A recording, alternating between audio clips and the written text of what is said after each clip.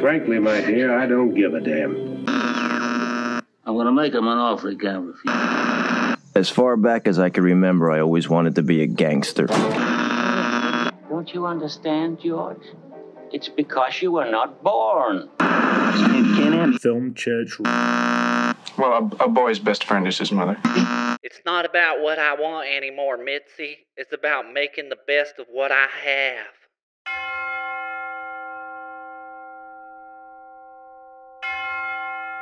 Hello and welcome to Film Church Radio, the podcast that treats cinema as a religion.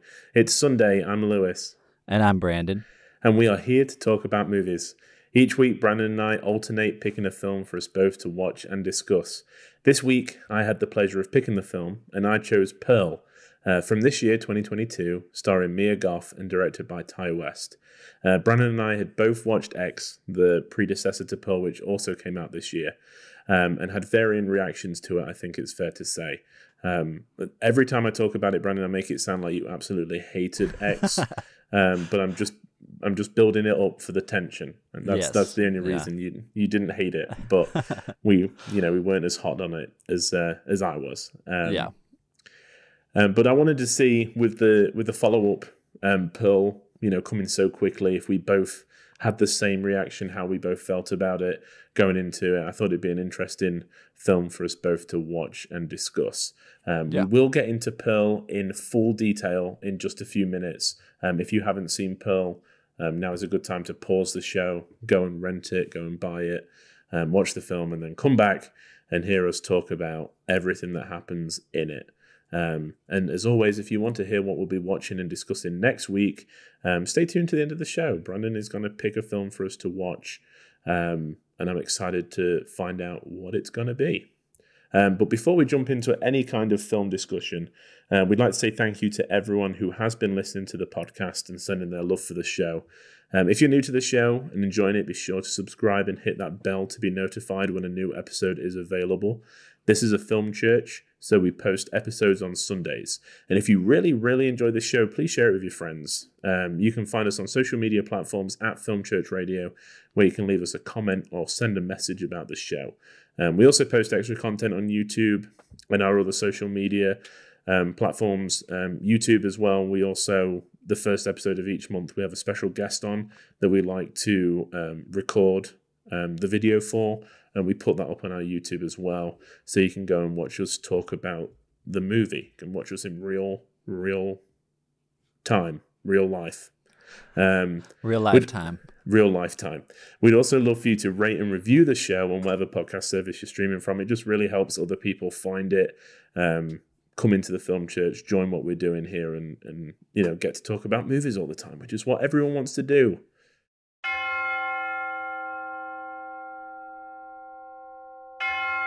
But before we jump into Pearl, which is going to be quite an interesting discussion, I'm sure, it's time for the trailers. So these, the other movies that Brandon and I have been watching this week, other than the main feature, and we just like to do a little snippet of some of the films that we don't really have time to go into an hour discussion on, but we still want to talk about them. So Brandon, my friend, what have you been watching this week? I've been watching quite a few things, mostly rewatches and new releases. Nice. Spending time with family and, watching things with people. So one of the things we watched was Elf, which is it's almost 20 years old, which is kind of mind-blowing to believe. But I'm probably going to talk more about Elf on our Christmas special, so I won't get too much into it, but it's always a fun rewatch. Such a great classic. Yeah. I watched Nobody from 2021. I'm like, literally, I remembered what this movie was, and now I just blanked. I'm like, wait, what is this movie that I watched? That I rated 4 out of 5. I literally can't remember right now. Hold on, I have to look it up. This is had a great impact, obviously. I mean, I gave it 4 out of 5. I know I'm gonna laugh. Oh yeah, the movie with Bob Odenkirk. Yeah, it's like I think a lot of people would recognize the poster. Sorry, Bob. I know you're listening to this. Sorry, I couldn't remember. Um, I think a lot of people probably recognize the poster from last year with Bob Odenkirk's face on the front and just a bunch of fists punching him in the face. And I had heard good things about it, and I finally gave it a watch because I do really like Bob Odenkirk a lot. And I really enjoyed the movie.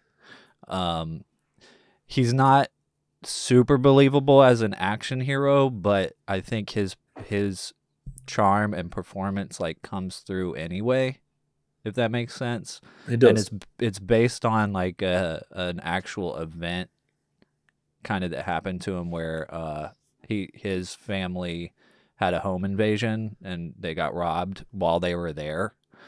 And so he kind of took that like trauma from that and like wrote his own or I'm sure he had something to do with the writing. He's a great writer, but he developed this this action movie, and yeah, it was a lot of fun. Like I said, I gave it 4 out of 5. It's definitely if you're looking for like a fun action thriller to put on, this is and something that's more new. This is a good one.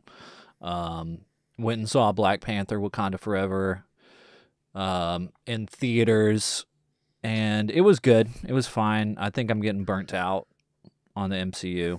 You know, it's happening again. It comes and goes in waves. I was getting burnt out. I think after the first Avengers, it was already setting in, and there was films that I didn't go see, like Ant-Man and stuff. And then I think when Civil War came out, I was like, oh my God, this is incredible. And I loved the new Spider-Man. So, and then everything was kind of good up until Endgame, and then it's been kind of hit or miss, and now it's just like serious burnout. Yeah. So I don't know that it's like once like some of the better movies came out, it made me want to go back and rewatch the other movies. I don't know if even, if they come out with better ones after this that I'm going to want to go back and watch some of these. But, I think the nice thing is everybody can kind of like have their favorites or whatever. It's kind of getting as crazy as just the comic books, like how many different comic books there are. It's like nobody can... I mean, the super fans can read, all the comics, but not everybody is going to read all the Black Panthers and all the Spider-Mans and all the Captain Americas and, whatever. So, you can have your trilogy or, your cake and eat it too or whatever. You can have your favorites. Yeah, I would love... I mean, I know that recently there's been, Quentin Tarantino has been talking about how we're probably in like one of the worst eras for cinema right now because of Marvel and everything like that. And Robert Downey Jr. just replied to it and said, hey, there's room for everything, which I don't necessarily agree with, but I just want us to get to a point where they're not trying to be the biggest film in the world. They're not trying to break box office records, and other films are happy to release things in the cinema the same week and still do well. It becomes profitable because I don't want any film to not make money. It's still profitable, but it's not like eclipsing everything else that's in the cinema. Yeah. Because, I mean...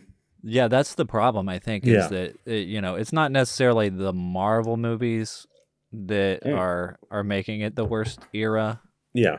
I mean, it is starting to get a little old, I think, but I think it's just... Nobody else goes up against it.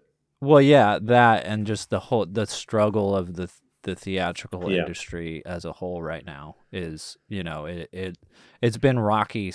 It was already on the rocks, but then COVID hit and it was really like, oh man, are we about to lose this thing forever? And it's I mean, it's really changing. Like it's really... We're getting into weird territory now where it's like movie theaters are I mean, VR is coming at some point. I know Yeah. it's like kind of been slow, but you know, the movie theater experience isn't always going to be the same. I hope there are classic cinemas that stick around. You know, Yeah. there's been a lot of these that have stuck around, and ones especially that have shown that keep their 35 millimeter projectors and show 35 millimeter. I was watching a documentary earlier about the Mahoning Drive-In Theater. The documentary's on Amazon Prime, and it's really good. But it's one of those theaters that really struggled when theaters were switching to digital, and they decided to keep their 35 millimeter projector and just keep showing old prints and stuff, which is great. I really hope that side survives, and I think it will, just because. I mean, like, classic theater is still around, Broadway is still around, you know, Shakespeare is still around. I think that it will be more of a niche thing, but kind of still, you know, there'll be people who keep it alive in certain areas. It won't be as accessible across the nation as it always has been, but, you know. Yeah, you'll be able to find it if you look. Yeah. Anyway. I'm a big believer that everything happens for a reason. And I really think that, you know, with the cinemas and after COVID and everything like that, that it needed Spider-Man Far From Home to come in and bring people back into the cinema. Mm-hmm. And I'll forever be thankful for Marvel that, you know, they didn't postpone it and they just still went with it, and, you know, and got a heck of a lot more people back into the cinema. Which I'll always be thankful for, but I'm hoping that, you know, there'll be a bit of a balance coming up. Because like you said, I mean, I just don't know how they can keep the enthusiasm up. Because well, I mean, exactly. Well, for Marvel, but there is also, you know, a need, I think, right now for diversity in films. And I'm not even talking about, like, you know, the politically correct term of diversity. I mean, I just mean like a diversity as more far options. As like genres and things to watch. You know, because it is either stuff. Horror films at the moment or Marvel. Yeah. And I know that we've just come out of Halloween, so it's very kind of part of that. But there needs to be more for people to go and see. Yeah. Well, and I mean, we have already talked about this on the show, but the Julia Roberts and George Clooney movie, what's it called? Ticket to Paradise. Ticket to Paradise is a good sign, you know. Yeah, that's a great sign. Especially for the movie studios right now, because they're like, oh, people want this kind of stuff. So it's good. Yeah, it is. But I've rewatched a bunch of stuff. Thelma and Louise, Onward, Hateful Eight, Reservoir Dogs, still going back through Quentin Tarantino. Yeah. All of these are great movies. But the other thing that I went and saw in the theater, which we talked about for a second last week, was The Fabelmans. Yeah. So we'll if you're still wanting to go see The Fabelmans while it's in cinemas, go see it. But if you don't want to get spoiled, then skip ahead a little bit, because we might talk. Yeah. We won't spoil it too much. Try and keep it spoiler free. I mean, for the most part. There might be some bits that you're not sure of if you've only seen the trailer, but, you know, in terms of themes and stuff, but and if you don't know what The Fabelmans is, it is Steven Spielberg's new film that is based on his life. So it's basically the Spielbergs instead of The Fabelmans. And I watched it the same day that I watched American Movie, our movie for last week, and it was just the perfect double feature. Yeah. You know, it was like, especially because he's like working on 8 millimeter film, and he's like, you know, he's got his little editor, and then he gets a 16 millimeter camera, and you get to see all that kind of stuff. And just the passion and drive that this kid has for wanting to be a filmmaker against all odds, you know, and against like his family his family kind of, you know, wanting, like, seeing that it makes him happy, but not taking it like super seriously as a career necessarily. Yeah. I mean, as a filmmaker, I loved it. Yeah. There was so, and just as on a personal family level too. And so I don't think you necessarily have to be a film fanatic or a filmmaker to love this film. Yeah. But yeah, I'm curious to see what other people think about it. I haven't read any reviews or anything like that. I know it's not doing super great box office wise, but yeah. I know you went and saw it too. I did, yeah, and I think the greatest compliment or the greatest thing that I can take from a film is when you can tell it's deeply personal to the filmmaker. Vertigo is my favorite film of all time. I'm going to keep banging that gong. And it's my favorite because I love Hitchcock so much, and it's just layered with his personality and like his demons.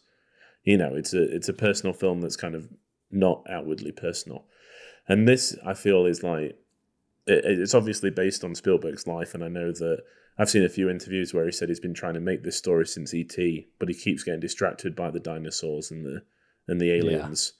Yeah.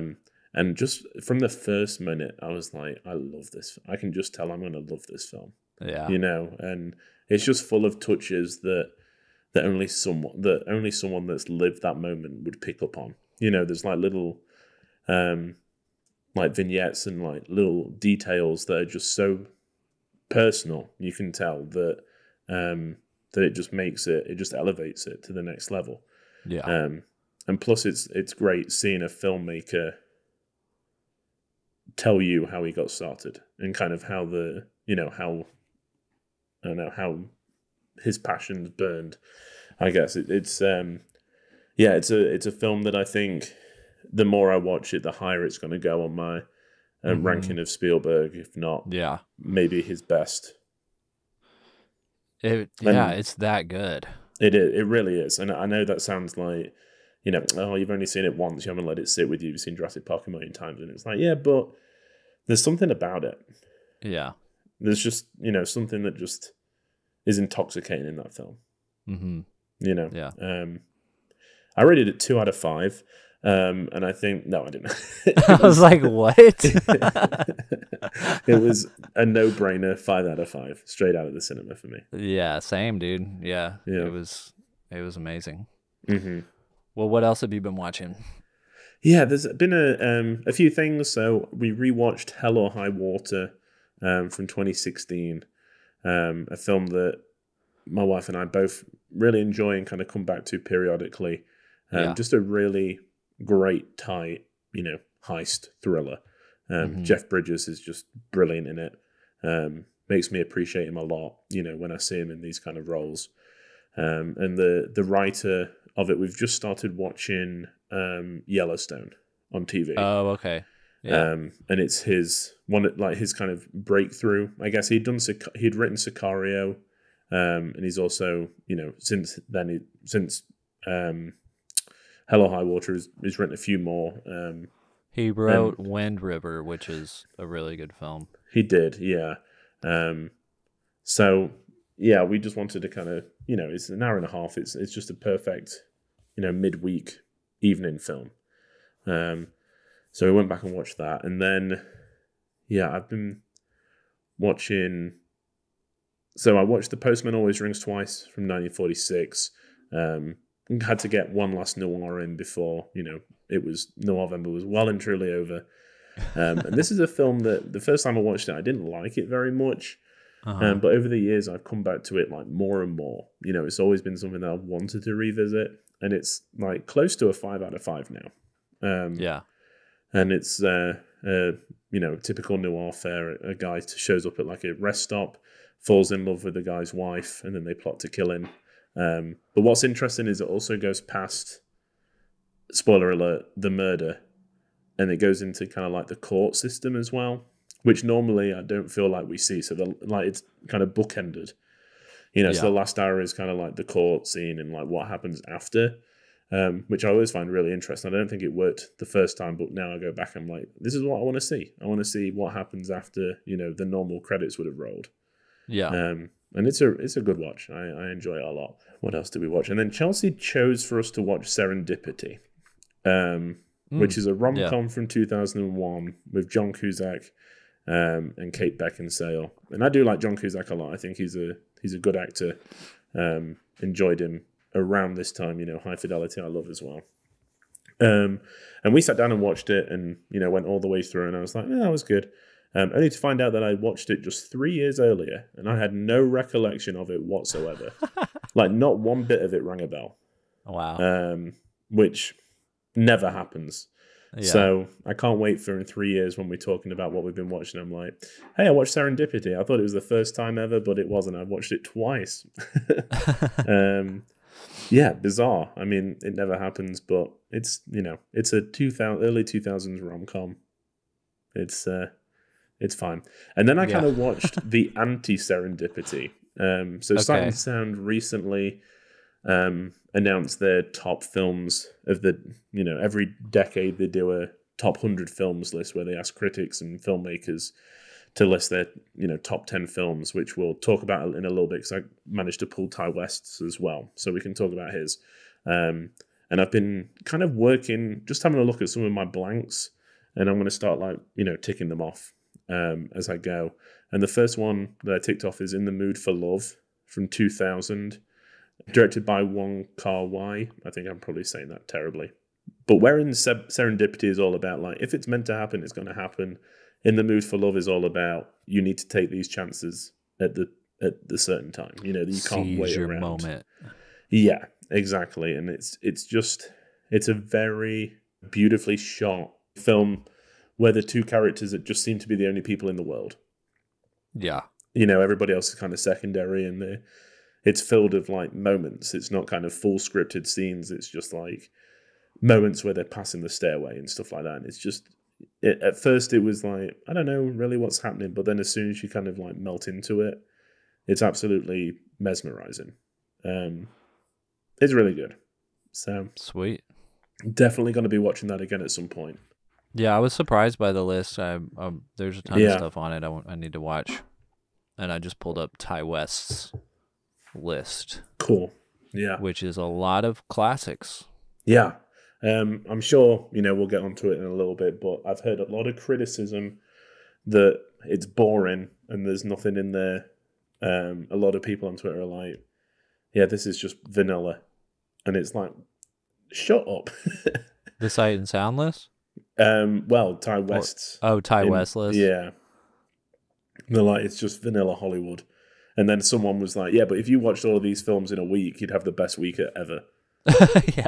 And it's yeah, you would. So we will break that down in just a minute. But I think this is a good time, Brandon, to move on to our feature presentation.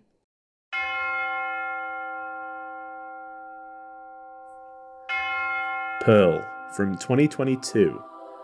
The summary is the extraordinary origin story. Trapped on her family's isolated farm, Pearl must tend to her ailing father under the bitter and overbearing watch of her devout mother. Lusting for a glamorous life like she's seen in the movies, Pearl's ambitions, temptations, and repressions all collide in the stunning Technicolor-inspired origin story of X's iconic villain. The first thing I want to say is, can a villain be iconic after less than a year? Yeah.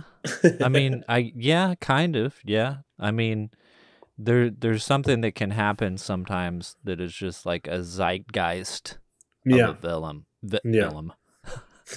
A villain. Example, the Joker in The Dark Knight. True. I mean, as soon as that came out, it was, I mean, Heath Ledger had, he had already passed away before the film came out, and that, you can't really, you don't know, there's no way to know whether or not that had anything to do with the success of that film. I don't think so, personally. I think it would have just blown up either way, because nobody had ever seen a Joker like that. Mm-hmm. I mean, it was an instant Yeah, even classic. from the trailers, you knew it was going to be something special. Yeah. Yeah. I think, I think Mia Goth in this film is iconic. Yes. Will potentially be iconic to me, It depends on, this film it's getting some underground buzz, I think, but it's not like, it's not on everybody's mouth. Yeah. That's a weird way to say it, but you know what I mean? I know what you mean. On everybody's lips, like, yeah. Acting like I know what phrases are.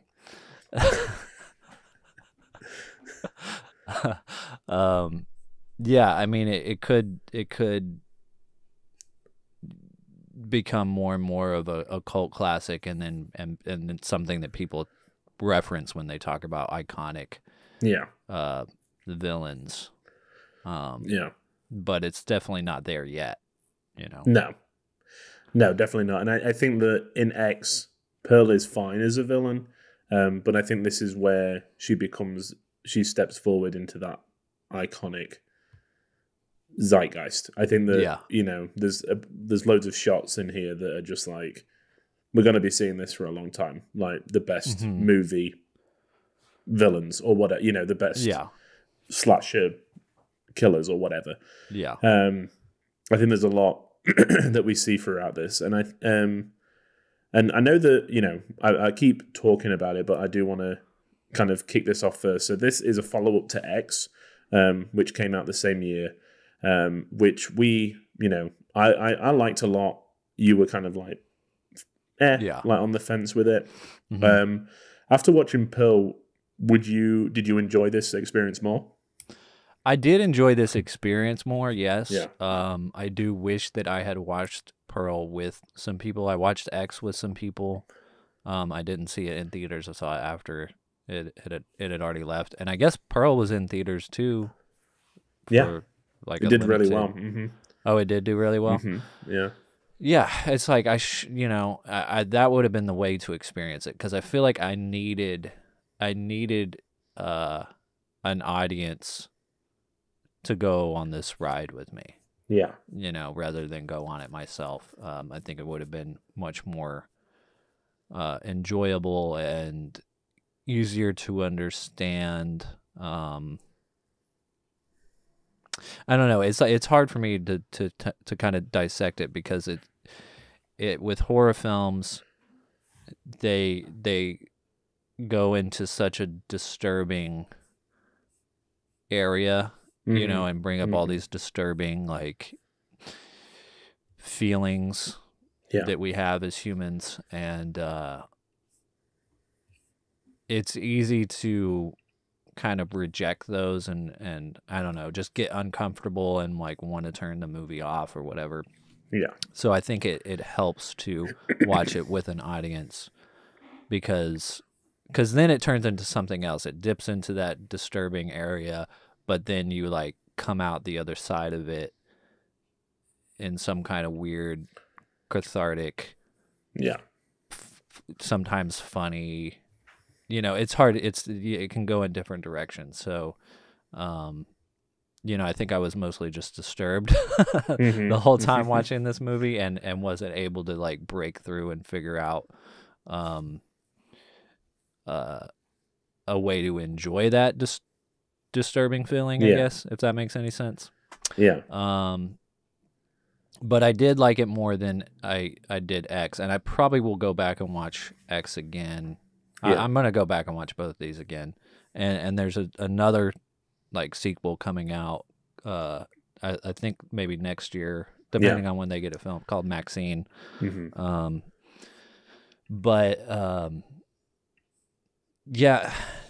I don't know. X for me, like I gave it 3 out of 5. It might go up the next time I watch it. There's a lot of stuff that I did like about it. All the performances were great.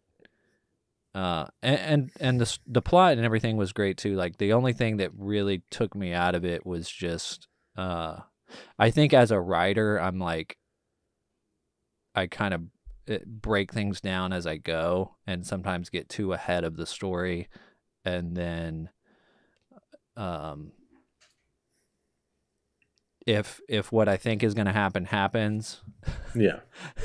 Sometimes I'm like, I mean, and sometimes not. I mean, it just depends on the movie. But as far as X goes, the older couple is very disturbing, which is it's supposed to be, but in a way that's like, I don't know. I think right off the bat, the when the people are in the car and they're looking at the old man, they're like, oh, that guy's ugly, and like, yeah, he's supposed to be like disturbing and ugly, but just, I don't know. It just gave me this weird feeling of like, why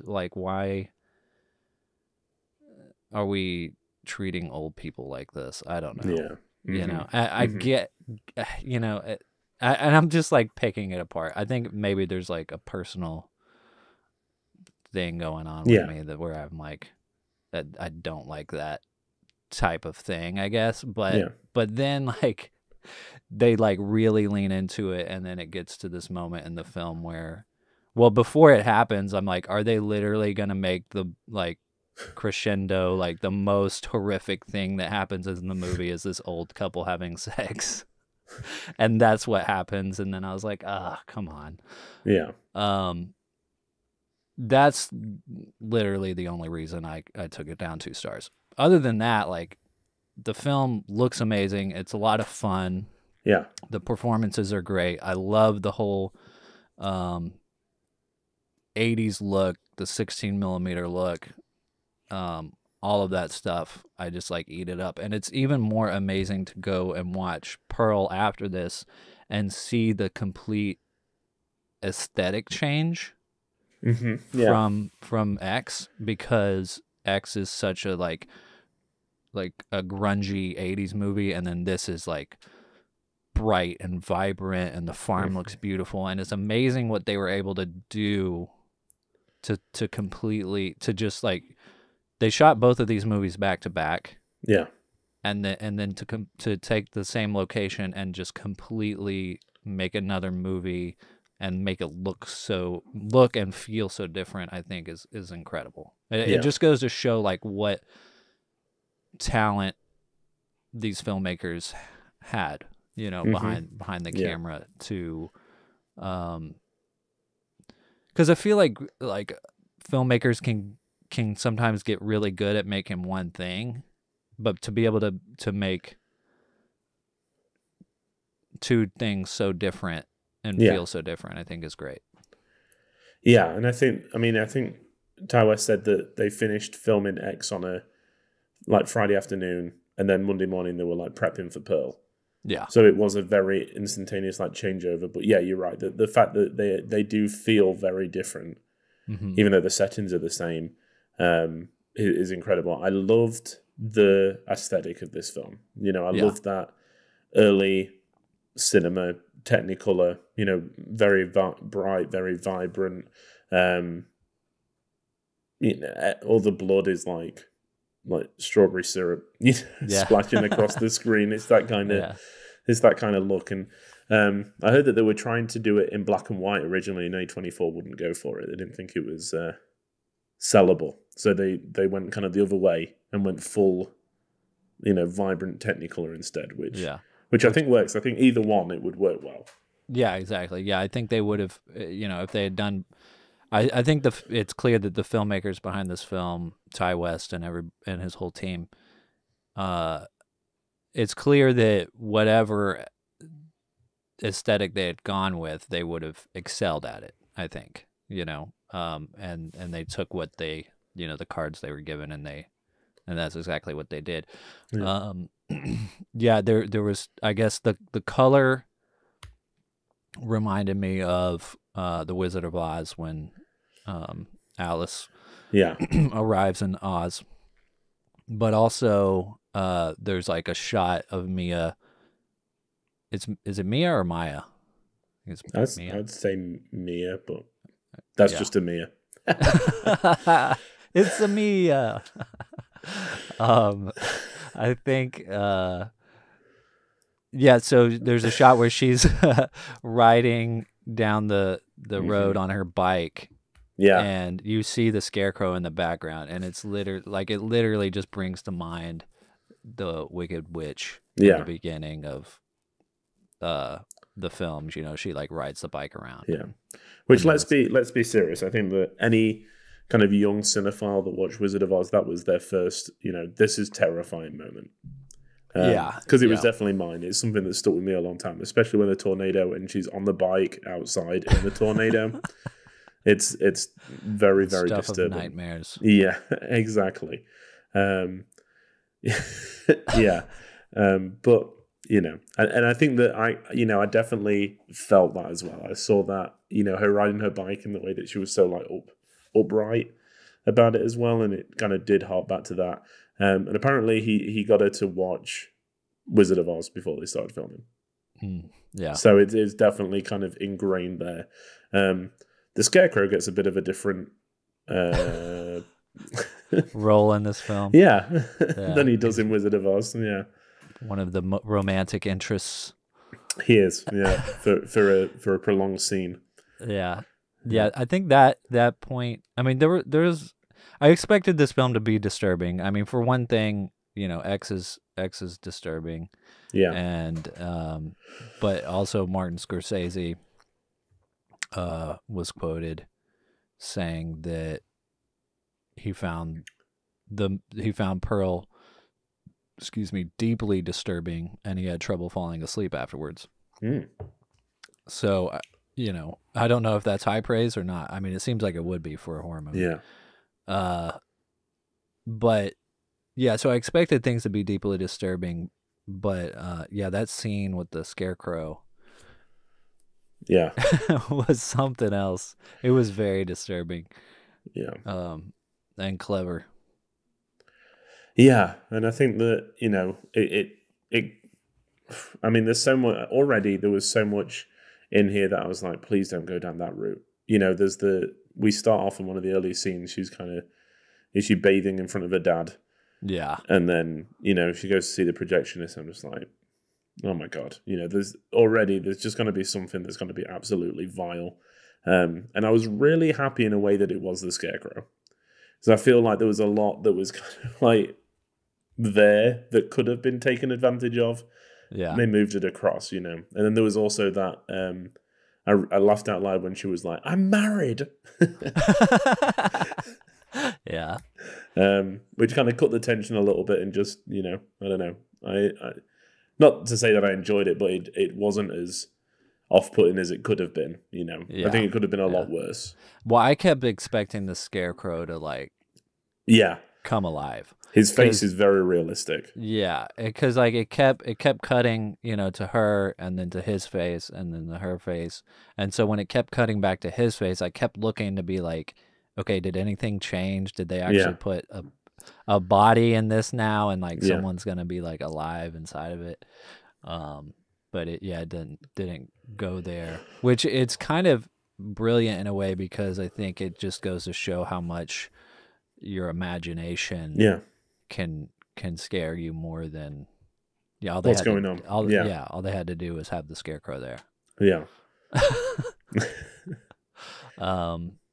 And I think another point, especially when it comes to like when you get to this scene, you start to realize that this whole film is like a character study in a way, you know. It's like which I love films like that, and the film is also written by Ty West and Mia Goth, who plays Pearl.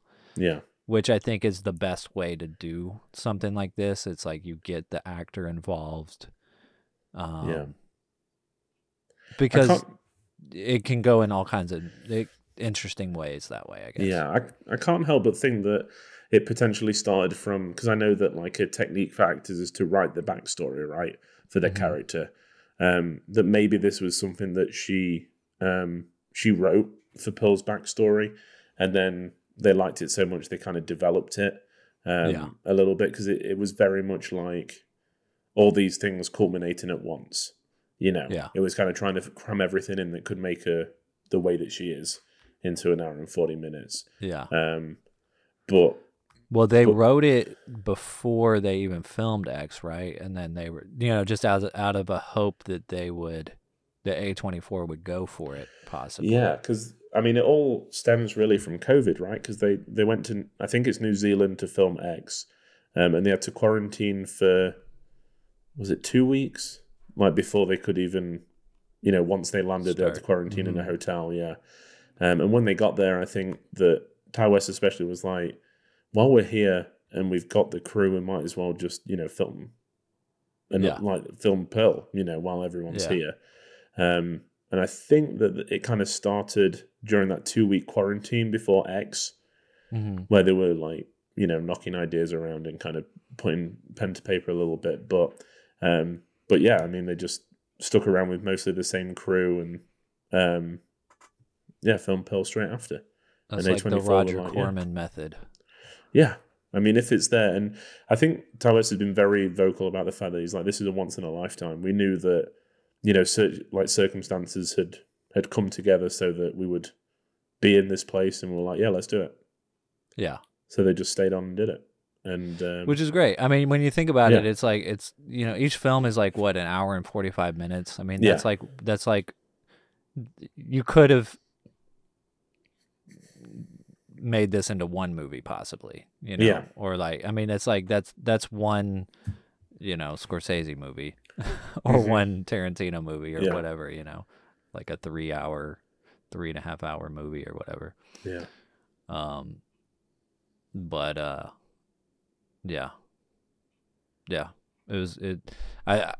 it's if that's what they needed to do to get to this film, that's a great way to do it, because I don't know. It's interesting to think about like how this film would do, just as a standalone without having any context of the other film. Yeah, it's because X did really well, didn't it? And then this kind of was announced as it was doing well, that it was coming soon. Yeah, and I think where it benefits from is there's a lot of the things kind of carry over. The thing I loved about X the most was the fact that there were so many nods to kind of like horror movies of the past. There were so many like little things here that, were just reminiscent of Friday the 13th and Halloween and all this kind of stuff. And that with Pearl, it kind of carries on that tradition. There's Wizard of Oz that we've talked about. There's the themes of like Carrie. There's Psycho. There's, all these Texas Chainsaw Massacre with the family meal. There's all these things that are kind of going on that help like inform the story, but it's never. I don't think it's kind of purposefully done. I don't think you can just tell it's the director that just loves this genre. That's just so influenced that he's just kind of putting his influences back onto the screen. Yeah. And I love it. I mean, I love that kind of stuff. I love being able to see, nods to things that I love as well in films. And some of them, they could be just in my imagination, but I think that, even if they are, I still got that out of it. So. Yeah. Yeah. I mean, I didn't catch a lot of the stuff. I think I need to watch like a YouTube breakdown video of this maybe. But there were definitely a lot of disturbing things, and a lot of other just like seeing the movie theater and stuff was a lot of fun. The projection booth. Yeah. Getting a little bit of history of cinema in there. It was an interesting time setting to put the story in 1918 during the influenza epidemic, and people were having to wear masks and stuff. I might have read, I'm probably reading a little too much into this. I don't know if this was subliminal or not, but like just the fact that the mother was German. Oh, and she was like, you have to wear your mask. And I think that's one of the things that I wish had been delved into a little bit more.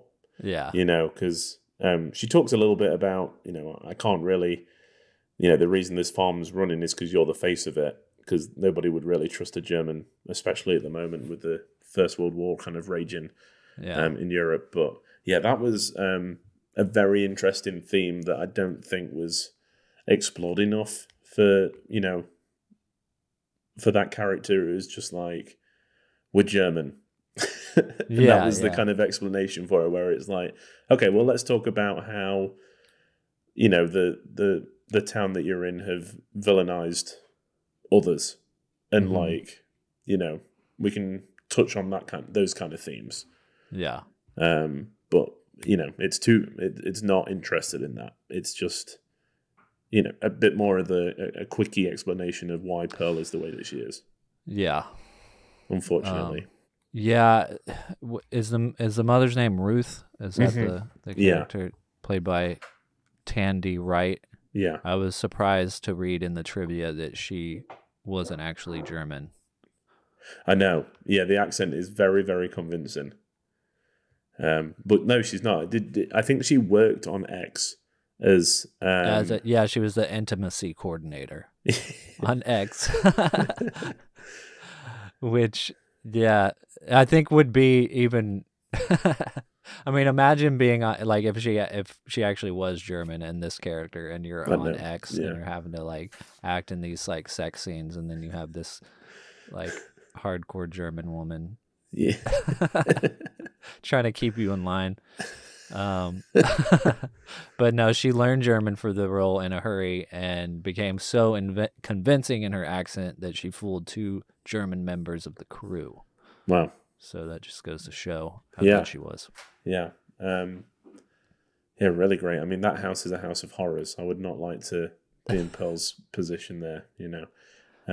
I do like her kind of monologue where Pearl's like, oh, you know, I want to get away from here. And her mother's like, do you think this is like what I wanted? Yeah. You know, I think that's done really well. But like I said, that's the relationship I wanted more of. You know, more of that. I think that if she had chucked her dad into the alligator-infested water earlier, we maybe would have had that more room for that. But we still had to make room for dad. So yeah. Oh man, all the dad stuff was so disturbing. Yeah, and it's Just never like really explained. Well, not explained, but like touched on again. It's just like they have a very touchy-feely relationship. Yeah. Well, there's even a scene before, like there's I think at least 2 times she like takes a bath in front of him, and like the second time she like puts her hand on his neck and like tries to choke him for a second, and then it like cuts and she doesn't kill him. Yeah, I mean, are we supposed to think that she was like sexually abused as a child? Do you think is that where it was? I don't know. Yeah, I mean, it's hard to say exactly what it was that makes her evil. Yeah. You know, it's like, you know, I don't know. I think it might be better that way, you know, that you don't know. Because I think so too. I don't know. It almost to me seemed like it was just like a mental illness. Yeah. But she's, you know, she's got this obsession with wanting to be a star. Yeah. And I think that the monologue that, you know, the now kind of famous monologue that she has, where she talks about, it's like 7 minutes or something like that of her kind of describing how much she hates her life. Yeah. And there's even more in there, you know, about losing a child and how she didn't want to be a mother and all that kind of stuff. There's just so much in there that has just like built up to this point of snapping. And I think that the film does a really good job of kind of bringing us to the head without weighing us down with like a lot of other stuff. You know, there's a lot of stuff in there that that's already been developed to the point where it's causing her about to break down. But the tipping point is the dance show and not getting it. Yeah. You know, which I love the dance number. Thought that was great. Yeah, the dance number was cool. Yeah. Yeah. But yeah, we get to that point and it is just like the final nail, you know. And I love the scene after where she's kind of like howling, crying outside, and it's so real. You know, she sits up and she's like covered. You know, snot is coming out of her nose, and you can see the indent on her head where her fist has been. You know, it's very real, which I like. They don't shy away from like the gore of that part. You know. Yeah, and I almost wish that like more movies would try harder to be real about scenes like that, because I mean, it's not. I mean, that's what it looks like, when you're in despair like that. Yeah, because even the crying is like, at first you're like, oh, like, what is she doing? Yeah. And then when you realize it's kind of, it's fitting. Yeah. So. Yeah. It's interesting you say that's the tipping point, though, because she's already killed like 3 people. Yeah, that's true. By the time she gets to that point. But I mean, she's already like killing animals and stuff. Yeah. I think that she thinks that she could probably leave those behind her. She's at that point where it's like, nobody's really going to miss these people. They didn't really see anyone anyway. So she could kind of leave and not really be fingered for it, I guess. But then, spoiler, the killing of Mitzi is like, okay, people are going to know that she's gone. Yeah. But yeah, I think that at this point she can still leave it all behind. She's like, she's done, Yeah. So. Yeah, I think that obviously the monologue that you were talking about earlier is amazing. And then like just to talk about the monologue just a little more, like that. Yeah. That's the kind of thing I feel like you can really only get to when you have a really good actor-director relationship on top of collaborating on writing it, you know, and really being able to trust each other, I guess, in that situation. Well, I think that there's a couple of scenes that elevate it past just a generic horror film, just a generic slasher. I mean, the first is the dance sequence. I think that when the backdrop goes up and and it kind of elevates into something else, that's really interesting. Because we get to go into kind of Pearl's mind a little bit. And then there's the monologue like you're talking about, and then the last shot. All of these things are things that I don't think you would attempt with someone you're not 100% comfortable with. If it was an actress that you didn't really trust and it wasn't really about them, it was more about, the slasher element, you wouldn't even try. But I think Mia Goth is so good in this film that thank you, Ty West, for giving her an opportunity to show her acting chops, to really have a go at it, kind of thing. Yeah, because I think this is gonna launch her into a very interesting career, I think. I think so too. Yeah. I think she 100% steals the show if that was ever in doubt. But every time she's on screen, your eyes are drawn to her. She's just so magnetic. She plays it so well. She can go from like despair to menacing in just a second. When she flips at the projectionist, where she's like, "You've gone cold on me." That is terrifying. When she follows Mitzi outside, when Mitzi's leaving and she goes for the pitchfork, you're like, "Oh God." You better run, and that Mitzi. whole shot too. That whole shot was just perfect bit of like, it was like, and to come right after the monologue too, it was like, okay, let's show what Mia Goth can do, and then right after that, let's show what Ty West can do. Yeah, with this shot. And I think that's a good way to look at it, definitely. And I think that's probably going to go through my head every time I watch it now, because it is that like, okay, you've had your moment, here's mine as a director. Yeah. And then the last the last shot, when is it Howard, her husband, comes home? Yeah. And then she's standing there. Does she say "welcome home" or something? I think, or "I've missed you" or something like that. Yeah. And then they just hold on her. Yeah. And the credits go. Yeah. Oh man. Never seen anything like it. I know. And it just works. It's not like, what the hell was that? It just works really well.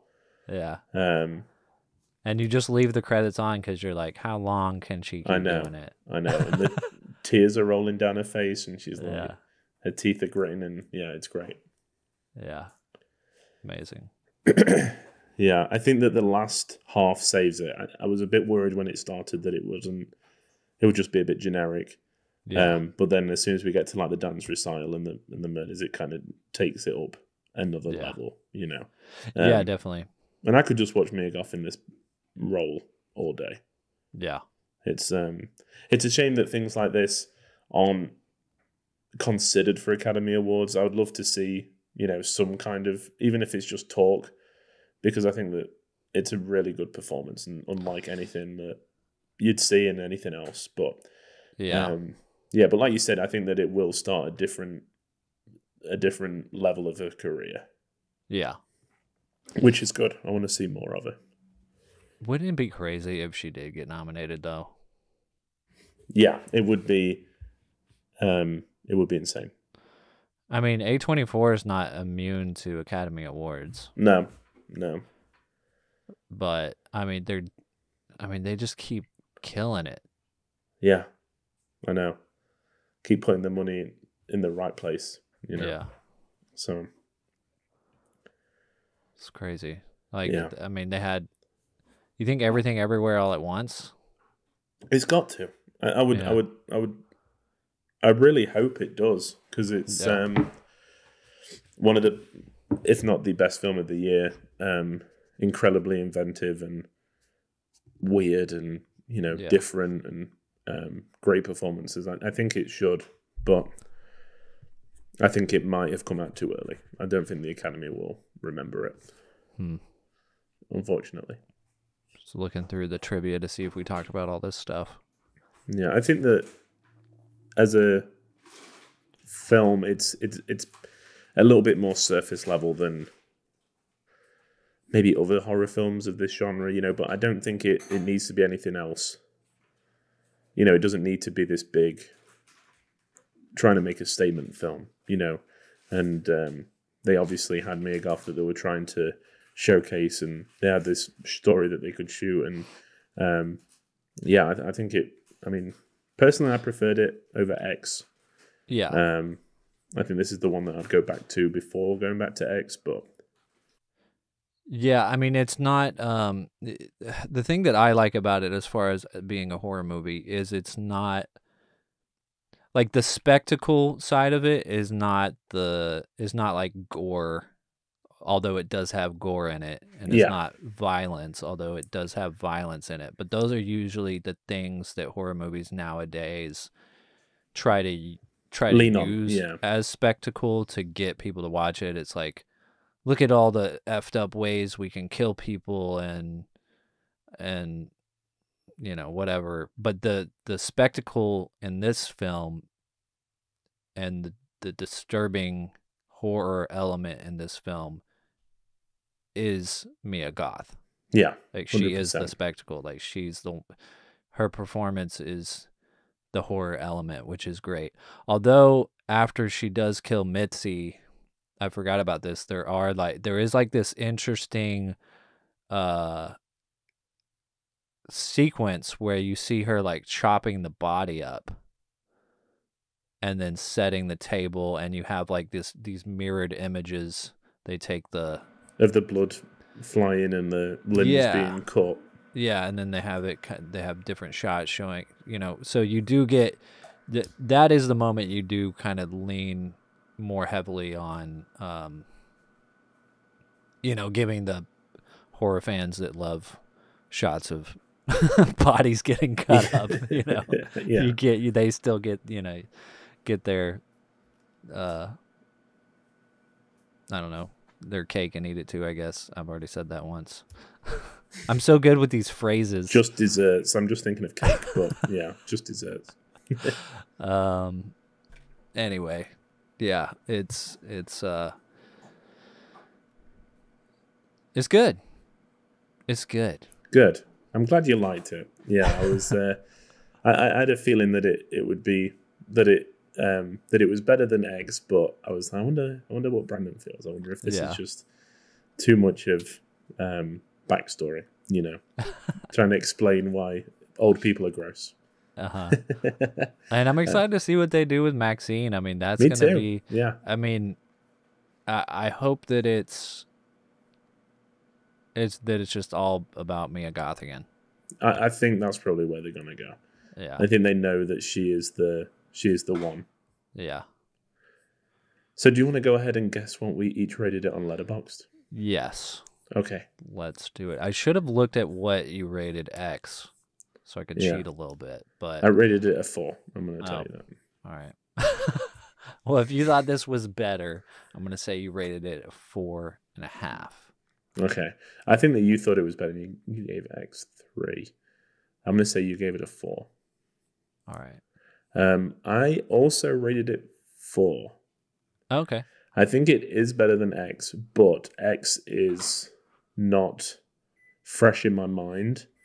Yeah. And I don't know whether this, like, thinking about it, I was like, yeah, Pill's better, but I can't really remember the things that I really liked about X. I think I should do a double bill and then re-rate them against each other, maybe.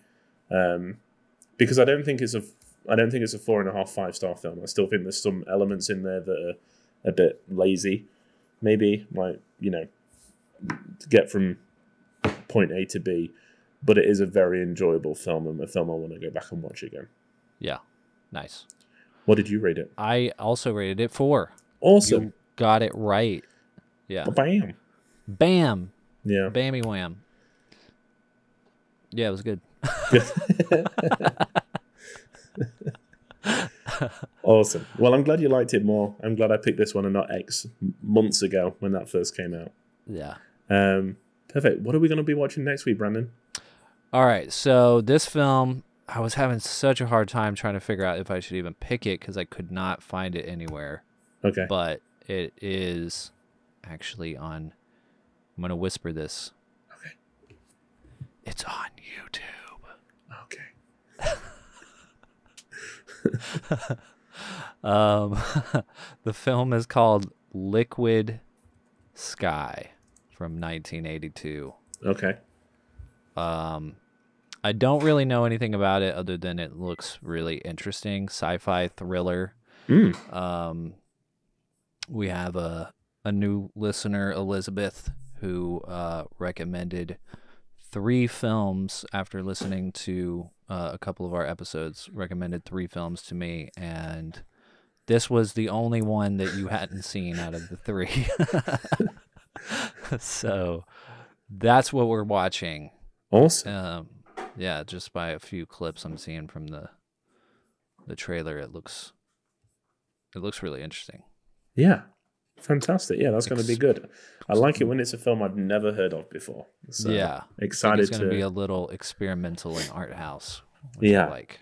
And then after that, we are going to, I mean, that would be our last regular episode of 2022, Brandon. Isn't that right? That's so crazy. Because after that, I mean, the Sunday after that is Christmas Day.